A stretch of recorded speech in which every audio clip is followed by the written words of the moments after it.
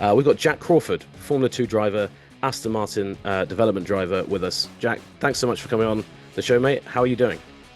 Yeah, very well, thanks. Yeah, excited to get back racing. Yeah, Yeah, doing good. you've had the 2 weeks off. What have you been up to? I mean, for you racing guys, like you just eat, sleep, racing all the time. What do you do when there's a lull in the calendar? Yeah, there actually hasn't been much of a break.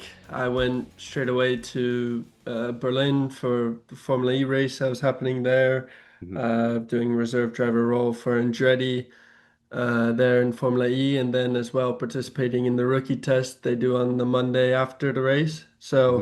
Mhm. Yeah, got to drive a car, which was nice, Yeah, although a Formula E car, which is a lot different to what I drive, but still great experience. And then straight back in the sim later that week. yeah. Had an off weekend and then back at it in Spa.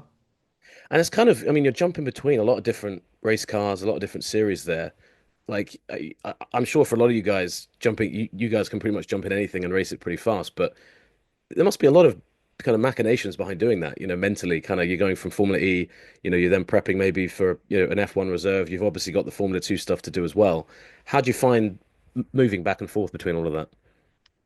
Yeah, I found it a little bit tricky when I first started doing it last year when let's say t testing a Formula E or Formula One car and then going back to the Formula Two car. I found it a bit tricky, my first few laps back in the F2 car. But now I'm so used to it now that I've kind of just adapted myself and I've done so many days in the simulator that I feel like I'm just able to adapt super quick, and I actually feel like it's something that helps me a little bit, just being able to try all these different things, be able to, have these new experiences, and then going back in my F2 car and being, same as always. Yeah. Yeah, I feel like it's helped for the most part, actually. Nice one. And yeah, you mentioned Formula 2 there, and I think a lot of our listeners will be familiar with Formula 2, but there's a lot of people that I think it kind of sometimes can slip through the net. So you're second currently in F2, very, very close to leading the championship. We actually met, didn't we, briefly in Spain, and I think you Yeah. had probably one of the unluckiest races I've ever seen after that. I think it was literally hours later. You were leading, I think, and the safety car came out and basically just ruined your race. And I was sat there and I messaged Struan, who was our mutual contact. I guess he's your agent, isn't he? And Yeah. I was just like, I can't believe how unlucky that is. But it was great to see you winning last time out. That must have been a good feeling. I know you've not got the lead of the championship yet, but you're right there in the hunt midway through. Yeah, it's great to be in contention at this stage. We just passed halfway, so it's just about the perfect time. And, it's when things start to settle out now. You see who the favorites are in the championship. And, it was a tough start to the season, had a lot of good results since kind of round three in Jeddah. And, from then on, it's been uphill, and I've been climbing up the championship basically position every weekend, now up to second. Yeah, it's looking pretty good for the rest of the season, and just hoping to keep up the work that we've been doing. Yeah, no, and I've got to say, Formula Two, when those races are on, from my perspective in the media, that's actually when I spend a lot of my time in the paddock, kind of chasing stories. So I don't always get to see a huge amount of what's going on. I've been trying to, especially since we met, and obviously as ESPN, I'm like I've got to follow the Americans what they're doing, despite the accent. I feel like I've got to be doing that. But what I find so interesting about it is, last year we saw with Kimi Antonelli and Ollie Behrman especially, it was really difficult to kind of judge their performances because they were kind of on the cusp of Formula One, sorry. But then in F2, it was kind of up and down, really, really up and down. Yours has been much more linear and much more noticeable. Did you learn anything from those guys or like from observing? Obviously, they had a lot of things they were chopping and changing between last year. Did you see anything there and think, oh, maybe I approach this year differently? And because obviously there's so much riding on Formula 2 for all of you guys every year. Yeah, in terms of my approach, compared to last year, last year I was, with the same team, I was already, Yeah. quite some good results, finishing fifth in the championship, and what was, I thought, a very, very competitive season. Obviously, lots of guys going up to F1 from F2 last year. Yeah, it was a very competitive season, but I just feel like I lacked a bit of consistency through the season compared to the guys that were fighting for the title in the last race. And Yeah, just been able to put that together. I honestly I can't pinpoint why. Yeah. I would say it's more down to experience and having been through, so many different things. I just feel like it's coming together a lot more now. Yeah. And just I should have done this at the beginning. This shows you it's been a while since we had a guest on. Just by way of introduction, you're 20 years old. You're from Charlotte, Carolina, I think is where you were born, but I think you Yep. moved around a bit, didn't you, when you were younger, out towards Houston Yeah, way? I Is that live in right? Houston since I was 5. Yeah, Yeah. and I've got to ask you before we get into talking a bit more Formula One stuff, and you mentioned the Andretti link with FE, and I wanted obviously to bring in Cadillac. How does an American find living in Milton Keynes, the famous or infamous American designed city, as it were, in Britain? A lot of English people have some quite choice things to say about it. How have you found it? Is it anything like home, or is it just an awful cheap imitation? Yeah, it's definitely not like home. Definitely not like home. It's interesting though, I moved here, back when I was with Red Bull. I moved here when I was into this apartment when I was 17, and I've lived here for, 3 years now. And it's all right, it's actually a very, very convenient place to live just because, I'm near all these Formula One teams. It's kind of like the Motorsport Valley, isn't it? So Yeah, exactly. yeah, it's Yeah. super. It's a good place to be, even though, for the location isn't the best. Yeah. No, I'm sure it's all right. And you mentioned Red Bull there. That was kind of your kind of step into kind of this Formula One orbit in 2020. Really tough time to join a junior academy right there in COVID. You were there till the end of 2023. Obviously, it's probably the most famous driver academy just in terms of what it's produced, just in terms of how often it's in the news cycle. What was that like being in the Red Bull program? And we hear all the time about the infamous calls from Helmut Marko. Did you have many of those where he's like, if this guy doesn't pick up on ring 2 or 3, I'm hanging up on him straight away? I've heard a few bad stories about that maybe get blown out of proportion a little bit. Yeah, I've had some phone calls from Mr. Marco. Do you have to call him Dr. Marko or can you call him Helmut? How does that work? Dr. Marco, I guess, Yeah. as you call Okay. him. Yeah. But yeah, you know when it's gonna come. You know when it's Right. gonna come. You do a bad race. I remember having a bad start in a race, and I was expecting it the next morning at 7:30 in the morning. Was at the airport and got a call. Yeah. Um, I never missed a call from him, surprisingly. So Oh, maybe that's he good. knows what I'm doing and where I'm at. But Yeah. no, he just yeah, you expect it for sure. And yeah, there was definitely a bit of pressure added to it. It was very results driven. There was almost an expectation before the start of the season, and if you didn't meet those expectations, then it was a bit of a letdown. I specifically remember joining in my first year, and I was teammates with Johnny Edgar, who was also a Yeah. Red Bull Junior driver at the time, back in F4. And he we had back-to-back meetings with Helmut, and I don't remember where, but in those meetings, he both told us to win both F4 championships. So Right. Right. yeah, so he There's only told one of you both can of do us to win that. both championships. So obviously someone wasn't going to live up to it. Yeah. And yeah, that's just, how it was. Every year was, going into my F3 year, straight from F4 to F3 was win the championship. And then next year was after that, win the championship. So it was always just this, high expectation to be held. Yeah. And I suppose, I mean, because that's the famous one, obviously, is the pressure associated with Red Bull. But once you left that, you obviously stayed in the F1 orbit. I guess the pressure. I mean, maybe the pressure does feel as high elsewhere, but I imagine by that point, once you've kind of been through one system and onto another team, a lot of that pressure is internal as well. You're putting that on yourself, knowing what is on the line, right? I mean, you've kind of been able to dip your toes into the water, so to speak, with Red Bull, and now you're doing it again with Aston. Yeah, now with Aston, it definitely feels like almost a bit the opposite. Like it's completely in my control. Right. Just in terms of pressure, there's no, r- let's say from the result side, there's no pressure there. Now and even last year when I joined was my second year of Formula 2. I knew the expectations, so it wasn't added and let's say unattainable at that time. So yeah, I kind of put that pressure on myself. So in that word, there's no pressure on me, let's say. None external pressure.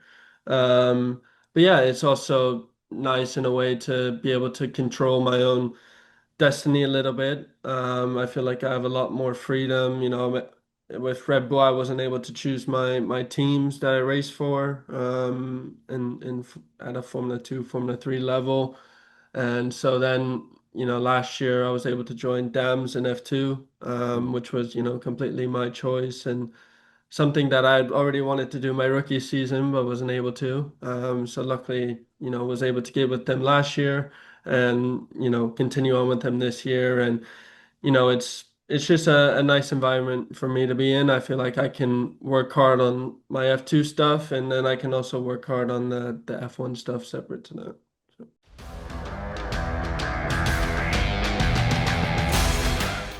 And you mentioned about limited pressure in terms of in the same way as Red Bull, but do you talk to Aston and we'll come on in a second to obviously your links with Andretti and potentially Cadillac. But with Aston specifically, has there been a conversation with them of like, if you win this championship, I know you said they don't set the targets in the same way, but you would expect as a young driver, and I think a lot of fans would expect, if you win Formula Two, it would be a shame to then not have a seat in Formula One lined up. What kind of A, discussions are there with Aston there, but also B, what's your expectation if you are to do that in terms of how available seats can be? Because this year especially looks like there's maybe not so much movement available than there might otherwise have been in other years.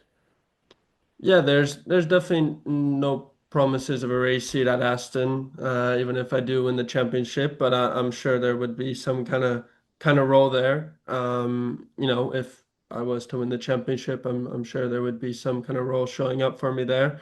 And yeah, we've seen in the past with F2 champions that there's not a seat available on the grid, which is rough to think about. Especially since some great drivers that have come through. It took Piastri over a year to get a seat, even though he just won in his rookie year, F3, F2 back to back. And if you look at that, it's like, oh, me, I'm in my third year, and you know, if I won the title, then it would be, real rough. But of course, there's another team joined the grid. It looks like the driver market's taking a bit of a scramble. So, I'm working as hard as I can to get on the grid. Yeah. And Cadillac is a really interesting one. I've mentioned a couple of times there the Andretti link in Formula E. Obviously, Cadillac, you know this very well, but they came out of kind of I don't want to say the ashes of the Andretti bid, but it started as Andretti and kind of merged more towards the General Motors Andretti thing, but it's still very kind of closely linked to that original Andretti bid. That must set you in fairly good stead. I mean, you've got the relationships in place there already to at least have those conversations out the gate. I imagine those have been going on already. I know Graham Loudon's been a very busy man over the past couple of. Whenever I've seen him, there's been a young driver or a Valtteri Bottas or someone talking to him. Have those conversations been a bit easier for you because of some of the stuff you've been doing around the place?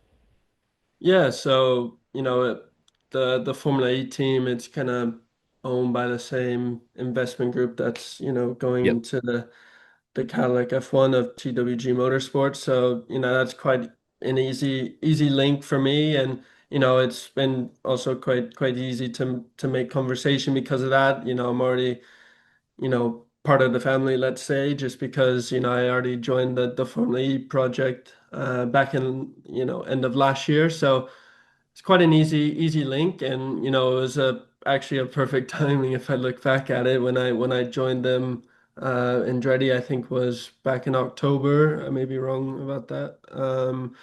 And then, of course, the F1 stuff, without anyone's knowledge, was then announced in I think it was at the end of last year and end of Yeah. November last year. So it was I was going literally to ask if you've ever won the lottery, Jack, because that's quite a yeah, it good was the quite a good perfect prediction. timing to get in with them. And it's been quite easy to get talks, of course, with Graham, but also the TWG Motorsport Group.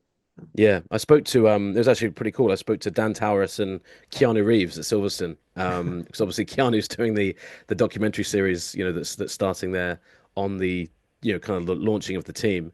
And the question that any American team is bound to get asked is, are you going to have an American driver, driving for or affiliated with the team? It puts you in a great position, I suppose, on one hand, but I suppose there is a bit of a double-edged sword bit to that as well, because people say, well, look, there's an American guy here. What's your understanding about what Cadillac is actually looking for from its driver role? Because experience for them is going to be pretty key. Do you think, are you still hopeful that there could be a race role there for you if you have the points and you have, the kind of the momentum on your side, or is that maybe one area where, the role might just be there at the wrong time for you?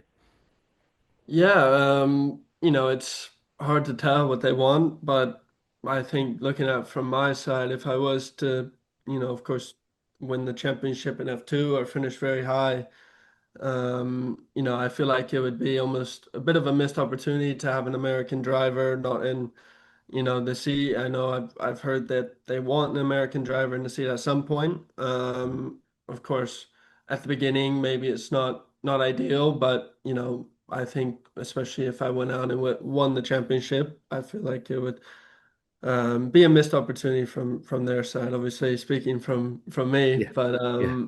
yeah, that's how I see it. Yeah. I mean, I suppose you've got to turn up at the next races just as American as you can, bandana with the flag on, bald eagle on your shoulder, just to remind them, hey, man, I know you guys haven't forgotten, but there is an American guy here. Yeah. Um, but I think you're right. Like, I think, that was always one thing that Gene Haas was always asked about with Haas was, you're going to have an American driver. And obviously Cadillac is a lot more outwardly American, I suppose, as a brand, but I think it would seem like a missed opportunity.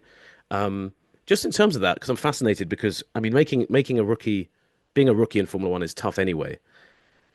Coming in specifically in that Cadillac role, if you were to do that, it seems like it'd be a big challenge there because there's obviously a new team learning a new set of regs, relative to everyone else, and it would be a completely new car for yourself as well. I mean, not to say you couldn't do it, but it feels like there would be a lot there that I suppose you'd relish that opportunity to do it, but it seems like an enormous challenge to jump in there, kind of straight out of Formula Two. Yeah, it would be a huge challenge. It's always a challenge to go from F2 to F1. I feel like maybe in the past years it's been a little bit easier just because the cars are quite simple to drive. But it's gonna get, I feel, a lot harder next year with the new rule changes, and there's gonna be so much more going on and so much to learn. And of course, it's not guaranteed that Cadillac is going to be competitive next year. It could be, say I was in the sea, it could be a year of, you know, long Yeah, struggles and learning and all that. So yeah, it'd be interesting. I think the obviously the regulations are going to be make a huge difference. I think from a driver standpoint, I don't think it really makes a difference whether it was, a couple years ago, now, or in the future. I feel like, I'm at the point now where I'm ready to drive any car, any kind of Formula One car. I feel like I have the experience and a bit of F1 machinery now. I've also worked with, of course, the F1 teams very closely for a couple of years now, so I have a lot of experience there. I know a lot of things, and of course, I have a lot of racing experience now in F2, which is a very competitive series. So I would say I'm as prepared as I could be in that sense.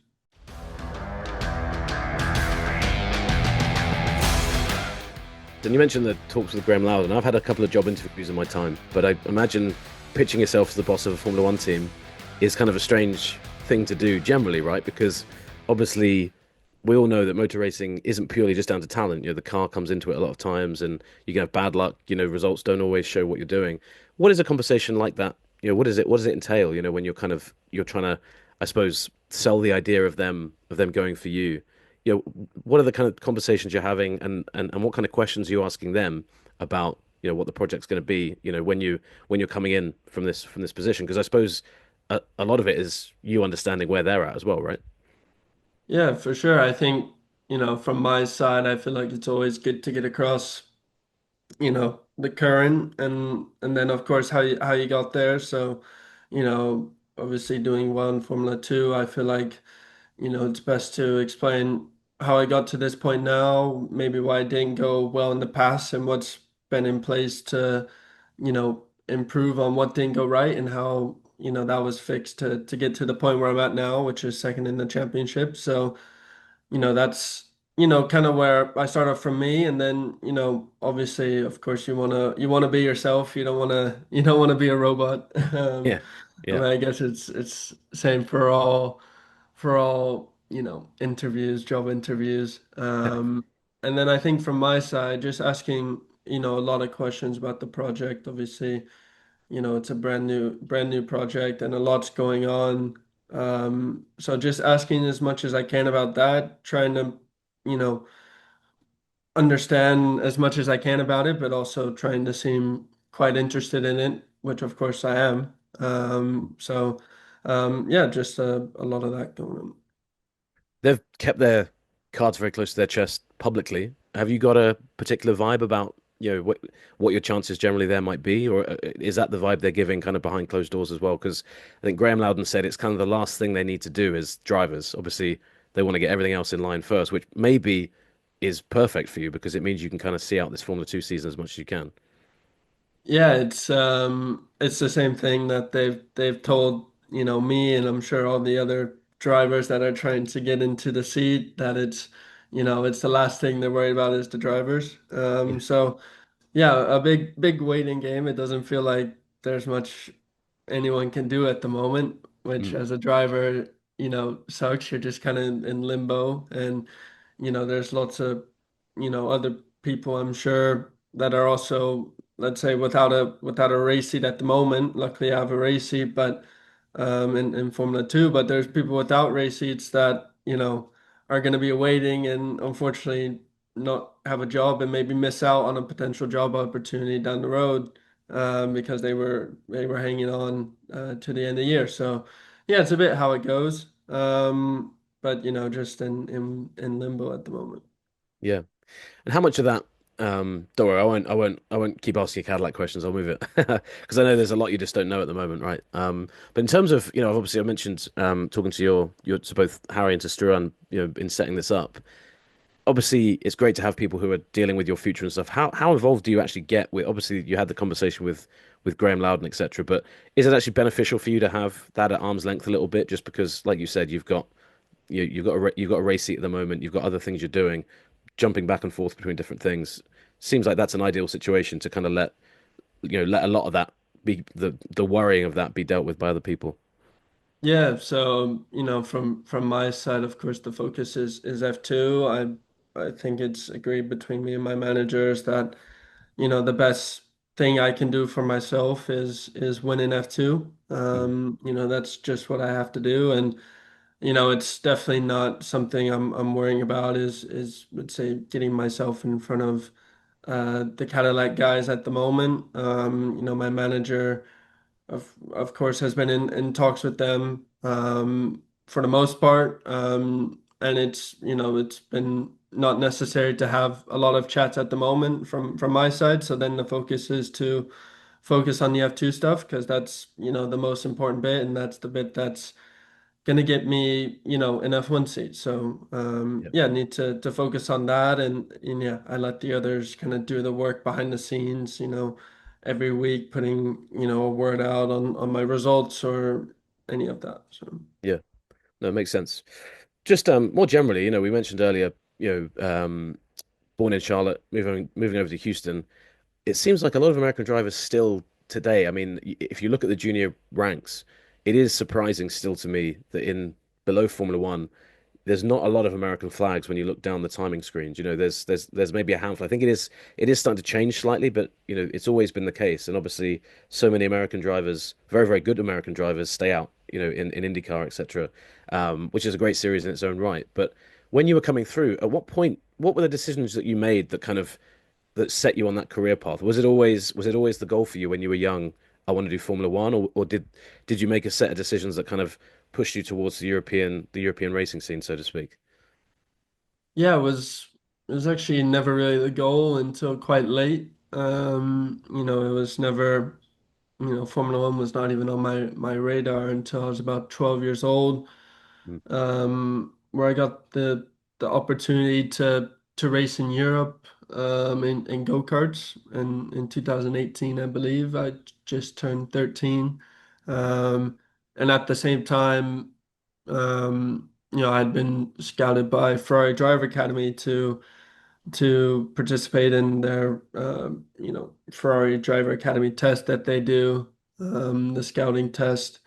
And that was kind of my introduction was through that. And then it became the goal. And it's super almost unattainable for an American because it's really tricky to just go over there, show up, do well, whether it's in karting or also in F4, came over there in karts and my results were pretty good, but it's, let's say it was not crazy good. I was not winning all the races, I was having some podiums here and there.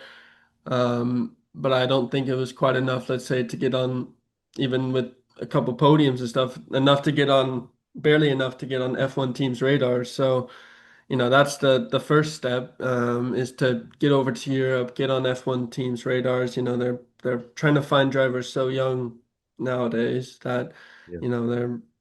they're Yeah, it's going wild. all It's the way wild how down early to it is. karting. Yeah, Yeah, yeah. all the way down to karting to find some drivers. And then, I think, of course, the biggest challenge then committing to Formula 4 is, you got to race Formula 4 in Europe um, if you want to race in Formula 1, or at least that's where you start. And it's just a big logistical challenge, to be honest. Requires a lot of commitment you know, from the driver and also the family. So the family's got to basically send their kid off. At a young age, I was 14 when I went over to Europe to go live with, a family and race in Formula 4. And that's just, what it took. It took, you know, I didn't see my parents, I think that year, that COVID year in 2020 for about 9 months after I left. So, I went away, I finished school online there on my laptop, and yeah, it was just it's just a huge challenge. Yeah. No, I think it is, and I think it's often for all of us as well in the media as well. I mean, we so often see the final product, right? This guy got to Formula One and he's now racing, but you don't see the route that guys and girls have to getting to even close to that point. So I think that's really fascinating. Two quick ones for you, Jack, and then I'll let you go. I'm very curious. I remember being told years ago. I spoke to Scott Speed, which is a blast from the past, and also shows my age because I was able to speak to Scott Speed while he was still racing. But he said that he found when he came over to Europe there was a bit of a maybe a negative stigma towards American drivers in Europe, just because it's seen as well. You've got IndyCar over there. You've come over.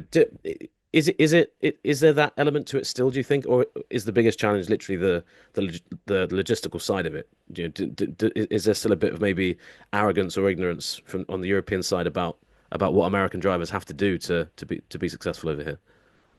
Yeah, I would say at the karting level, there definitely is a bit of, you get a bit of stick for being an American, for sure at the karting levels. And then, once you get to an F4, F3 level, and once I did well there, I'm just like everyone else, winning races and all that. I still think, you know, you're at a bit of a disadvantage. Maybe people think, you won't be as good, but of course, once you start to do well, uh, kind of overrides that, and you just get the respect. And then at that point, the biggest challenge is the logistical one. Of course, when you get to I think once you get to an F3 level and you start doing, well at an F3 level, let's say as an American, then I feel like there, aren't many challenges to go after that. Then the hardest challenge is doing good enough to get to Formula One, just like everyone else. That's trying to do it. Just one last quick one. You mentioned obviously F1 came onto your radar late. Who were your kind of racing idols when you grew up, and was it IndyCar that was originally the kind of the end goal, or did you not really were you not sure what the end goal was? What was the thinking when you were a kid? Yeah, so I went through, I've said before, a bit of a identity crisis at a young age. Um, Growing up, I love NASCAR. Yeah, So my favorite driver was Joey Logano growing up. So I remember NASCAR was the thing every Sunday. Always watching NASCAR. And of course, I raced in karts, which was not on oval. So naturally, I was really, really good at um, the twisty stuff, the yeah, non-ovals. So then it kind of drew more towards IndyCar when I was a little bit older. And I remember one season I must have done that. I think it was that same 2018 season. I did karting over in Europe, and then I came back to the US. I raced Legends cars on ovals, and I also, started my first Formula 4 race that later that year. So I did a bit of everything. I raced it all. But it kind of went from NASCAR as a kid to IndyCar as I understood it more, and then once I finally got, a great understanding of Formula One and what it was, then, it shifted to that. nice. Yeah, and I suppose with that, and I'm not meaning to be offensive at all about IndyCar, but it's nice to know that you can go back that way, later on. A lot of people have done that. I think, to be honest, speaking to you, I mean, it does sound you're probably the most versatile driver I've spoken to at this age in terms of the amount of different things you've done. So it does, it does set you in great stead, I think, and I hope going forward. Um, Yeah, that's everything, mate. So I really appreciate you taking some time, and we'll make sure we get you back on because I think so. I think I mentioned this to you when we met, but we have an American host to this show, but then we have two Brits. So I think we have a very English-sounding podcast. So it's good to have it's good to have a lot of this show where American listeners can hear an American accent. But great to talk to you, mate, and hopefully we'll be hearing a lot more of your name in Formula One. So everybody listening, that was Jak Crawford. And yeah, keep an eye out on Formula 2 because his name's going to be up there as the season goes on. Yep, thanks a lot, man.